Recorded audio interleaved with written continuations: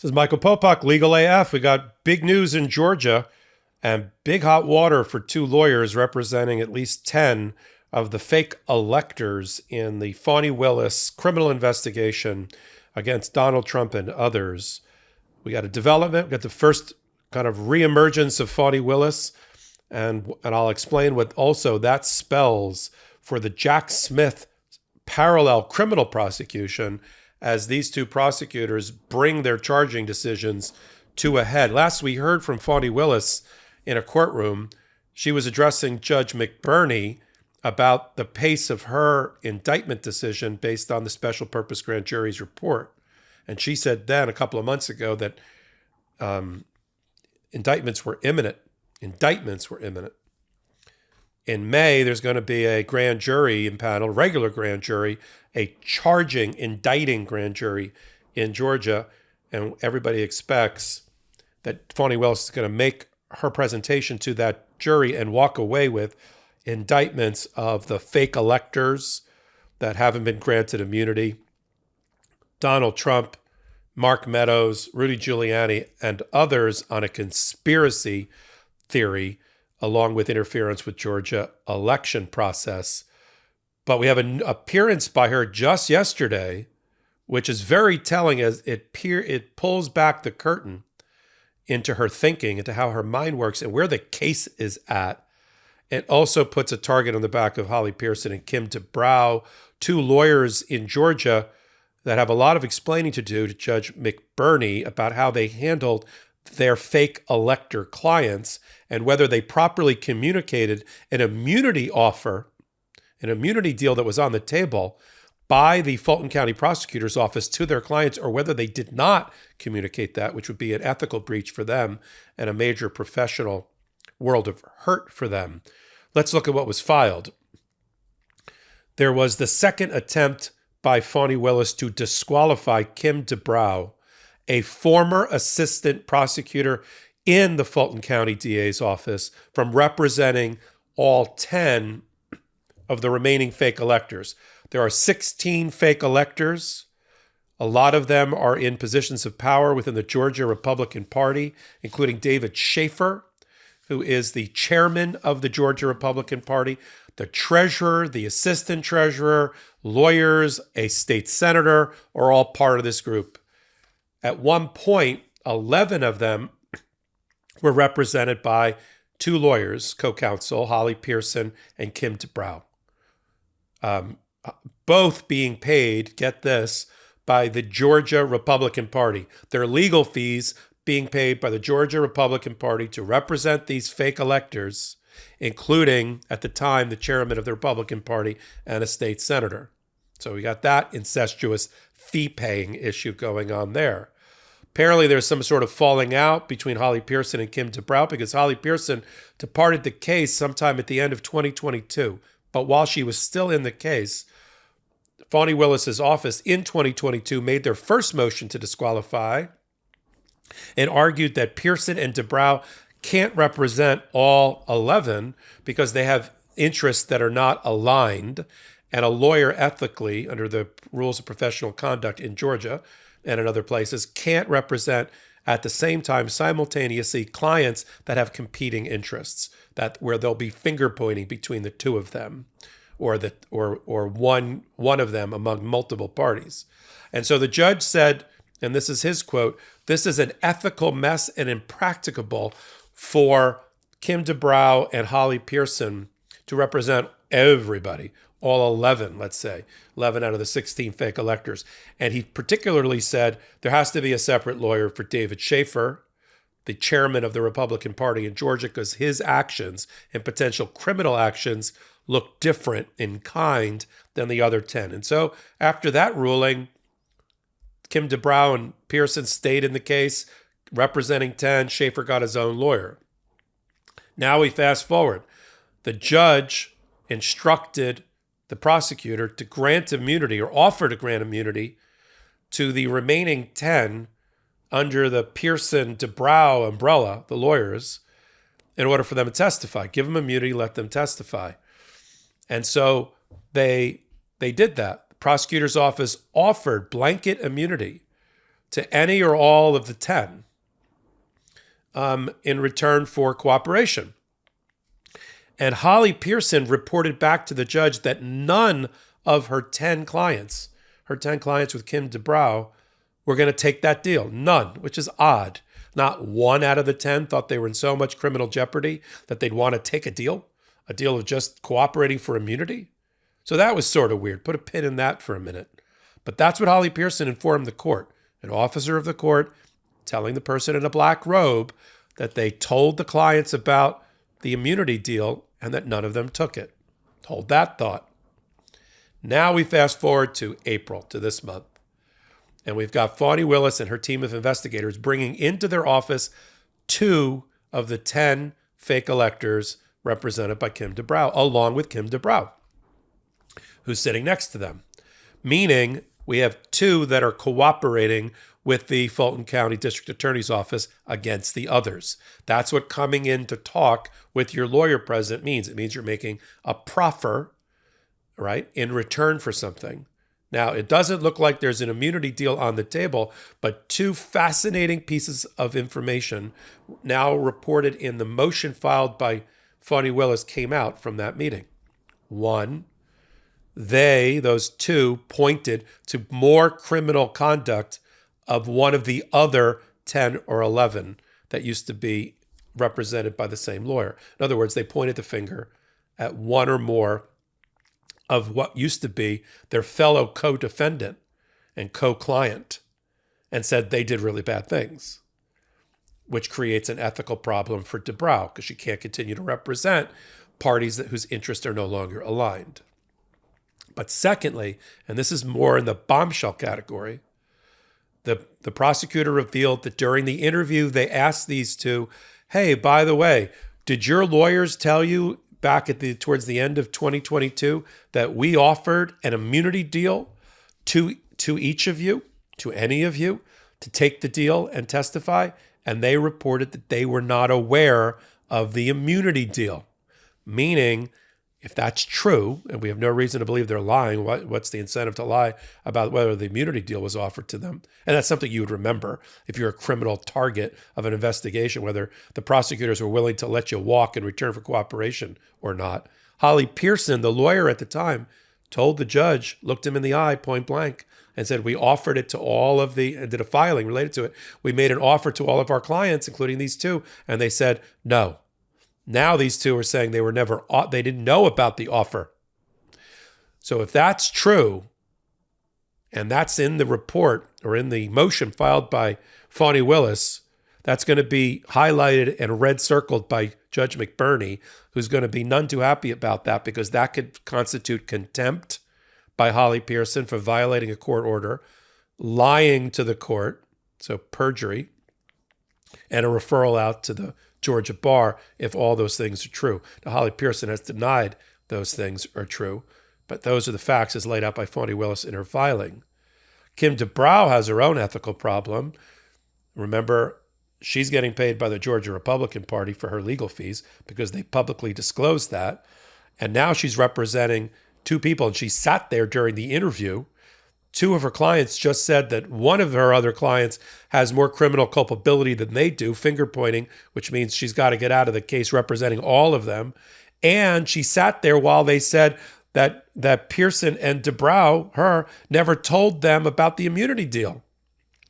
That's a problem for Kim DeBrow. I'm sure we'll be hearing from her in some sort of affidavit or declaration or live testimony if McBurney calls a hearing, which I'm sure he will, an evidentiary hearing, to get to the bottom of what happened to the immunity deal offer. Why don't the clients seem to know about it? And on this filing of the motion to disqualify. Let's take a quick break to talk about our next sponsor, neurohacker Qualia Mind. Just like you, throughout the course of a workday, we here at Legal AF are juggling a lot of different tasks and assignments, stories and shows, analysis, and hot takes. That's why we're so proud to partner with neurohacker Qualia Mind to keep us focused and improve our memories. Transforming willpower and productivity can, in turn, transform tons of life habits for the better, from workouts to job performance to life goals. And that's why it's so important to have a sharp memory in today's working environment. Look, we've all misplaced something before, whether it be your keys or something at work, and we ended up down on ourselves because, well, how could I forget that? Well, worry no more. Our sponsor, Neurohacker, combines 28 of the most research-backed nootropic ingredients on Earth into the ultimate brain fuel formula, Qualia Mind. And it's been changing people's lives for years now. For my daily mental performance and supporting long-term brain health, Quality Mind is indispensable. It's so cool to take a health product where you don't have to wonder if it's working because I notice the difference in just days to my focus, my mood, my memory, and my willpower to get things done. The formula is non-GMO, vegan, gluten-free, and the ingredients are meant to complement one another, factoring in each ingredient's effect on mental clarity. And get this, it's backed by a 100-day money-back guarantee. So you have almost 3 months to try Qualia Mind at no financial risk and decide for yourself. See what the best brain fuel formula on earth can do for your mindset. Go to neurohacker.com/legalaf for $100 off. That's only $39 a bottle. And as a listener of Legal AF, use code LegalAF at checkout for an extra 15% off your first purchase. That's neurohacker.com/legalaf to try Qualia Mind with code LegalAF and experience life-changing mental performance. This is the second time, as I said, that Fani Willis's office has gone after Kim DeBrow and Holly Pearson. First, they filed a motion to disqualify to get them to stop representing all 11, and the judge says you can take 10 for now, but it's an ethical mess. And David Schaefer needs his own lawyer. Now the judge is faced with Kim DeBrow having kept the 10, not being able to represent any of them because she's in an ethical quagmire of her own making, and have her dismissed. Now, if I'm Kim DeBrow, I look at that and I withdraw my representation rather than keep fighting over the disqualification that is bound to happen. Or as Fani Willis reminded Judge McBurney of his own words in her filing, this is an ethical mess and impracticable for Kim DeBrow to continue to represent these people. But with the subtext of they may have been lied to, the court may have been lied to by the lawyers about the immunity deal being offered or not. That is a bigger problem. That is a tail that's going to wag this dog when the you-know-what hits the fan with the judge after reading the motion. So we have that going on. Also indicates where we are in the process, because it's the first time for people that thought Fani Willis was sort of abandoning the case. I know this is Donald Trump's fevered dream that all the prosecutors are going to abandon their cases. This means she's closer to a charging decision, and that will be in May when she presents to the grand jury, taking what she developed in the special purpose grand jury, which in Georgia, unlike in other places like New York, you can present hearsay evidence, secondhand evidence to the indicting grand jury, along with some live witnesses, to walk out with your indictment. An indictment that looks like ever increasingly will be for conspiracy, civil RICO in Georgia, which is the Racketeer Influence and Corrupt Organization Act, an organized crime developed body of law, which puts Donald Trump at the hub around a spokes, think of it as a bicycle wheel of conspiracy, and the spokes are connected to other actors, Mark Meadows, Rudy Giuliani, Lindsey Graham, the fake electors. It's a way to tie everybody together in a coordinated conspiracy, because they were all tied together in a coordinated conspiracy. So we've got that development going on. And what does it mean for Jack Smith? It means that Jack Smith, who's got basically 4 major grand juries going on, where is he with all those? And what does Fani Willis moving ever closer to indictment mean for him? Because he's in a different system, right? He's in the federal system. And what does it mean if Fani Willis goes first? We talked a lot about Alvin Bragg, Manhattan DA, going first of all prosecutors, but on Stormy Daniels. Here we've got overlapping factual issues between Georgia and Jack Smith and the feds on Georgia election interference and the use of fake electors to try to throw the election for Donald Trump, which makes the conflict between prosecutors more acute. So let's talk about it for a minute. Where is Jack Smith? Really close in a charging decision in Mar-a-Lago. How do we know? Because Evan Corcoran, who used to be Donald Trump's lawyer for all things Mar-a-Lago, not only was forced to testify 2 weeks ago before the grand jury in District of Columbia after being stripped of his attorney-client privilege and any other privilege and being naked and having to testify against Donald Trump, he's now withdrawn his representation of Donald Trump, recused himself because he has to. Because under the ethical rules of a lawyer, you can't be a lawyer for a client where it's likely that you'll be a witness for or against the client. He's withdrawn. He's withdrawn because there's going to be an indictment in Mar-a-Lago for obstruction, maybe Espionage Act for the mishandling of classified documents by Donald Trump. If you don't think the Department of Justice takes that seriously, go look at Jack Teixeira, formerly Airman First Class in Massachusetts, and what's going on in his case, having been picked up last week for espionage and Espionage Act. So we've got that. He's really, really close. He's probably on the 2-yard line or 1-yard line, Jack Smith, of a charging decision related to Mar-a-Lago. And the other one, which is catching up, is the investigation of another grand jury into the fundraising grift, raising $250 to $300 million on the back of a lie that Donald Trump won the election and there was fraud that through the election to Joe Biden. And the amount of money that was raised in those emails and fundraising websites on the back of that lie, and how that money was used for attorney's fees in the various cases, including the civil rape case in New York that Donald Trump has to defend himself against, and paying for other witnesses to have lawyers of Donald Trump's choosing to interfere and obstruct justice by forcing them to testify in ways that are not consistent with the truth. That's another investigation, and that's going very, very quickly, with a new round of people having testified against Donald Trump in the grand jury, up to 12 people, including his national security team, former national security team. So you got that one. And then you've got everything related to the interference and the use of fake electors. And that's the overlap with Fani Willis. If Fani Willis is ready, as I've said in prior hot takes, prosecutions happen when they're ready to happen and not before, right? Or we will try no case before it's time. We will bring no indictment before it's ready. If Fani Willis is ready first, she's going to bring an election interference fake elector case against Donald Trump and others in Georgia. Jack Smith and the feds be damned. If Jack Smith's not ready, that's it. He's not going to be able to stop her from pursuing her prosecution as a professional courtesy. She's going to go full steam ahead. If he wants to be first, then he better hurry up and get his indictment decision made, and then he'll be first out of the box, and he'll kind of get sucked in the federal court. It's very unlikely that a federal judge will, or there'll be an ability to stay the state court proceeding, but on balance, it would be better for Jack Smith to go first if he can, but if he's not ready, he's going to have to step back and he's going to get boxed out by Fani Willis. And that's what we're going to watch come May, just around the corner, when that new regular grand jury seats and Fani Willis is presenting this evidence as she sorts out cooperating witnesses on the fake elector side, grants immunity to some of these people to testify about others, because now they're all finger pointing, right?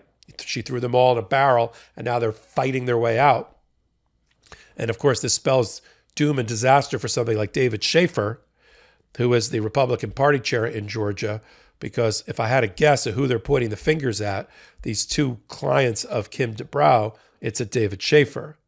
And then Holly Pearson and Kim DeBrow have their own problem with the judge, as they're being paid by the Georgia Republican Party because of ethical problems they have in continuing to represent this group of fake electors, and Holly Pearson and perhaps lying to the judge about whether they knew about her clients knew about the immunity deal or not. We follow that. In fact, we follow all of these type of stories, these politically charged cases at the intersection of law and politics, on a podcast on the MeidasTouch network called Legal AF that I anchor on Wednesdays and Saturdays. And then I do these hot takes about every day, right on this corner of law and politics. So if you like it, come back and join me. And you can follow me on all things social media at MS Popok. This is Michael Popok reporting. Hey, Meidas Mighty. Love this report? Continue the conversation by following us on Instagram at MeidasTouch to keep up with the most important news of the day. What are you waiting for? Follow us now.